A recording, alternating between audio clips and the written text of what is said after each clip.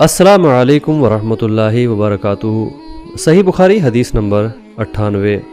میں رسول اللہ صلی اللہ تعالیٰ علیہ وآلہ وسلم پر شہادت دیتا ہوں، یا عطا نے کہا کہ میں ابن عباس پر شہادت دیتا ہوں کہ نبی کریم صلی اللہ تعالیٰ علیہ وآلہ وسلم ایک مرتبہ عید کے موقع پر مردوں کی صفوں میں سے نکلے، اور آپ صلی اللہ تعالیٰ علیہ وآلہ وسلم کے ساتھ بلال رضی اللہ تعالیٰ عنہ بھی تھے۔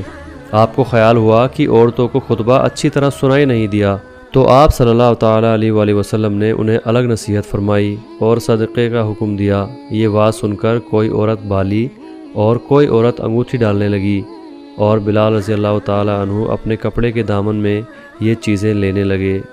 اس حدیث کو اسماعیل بن علیہ نے ایوب سے روایت کیا۔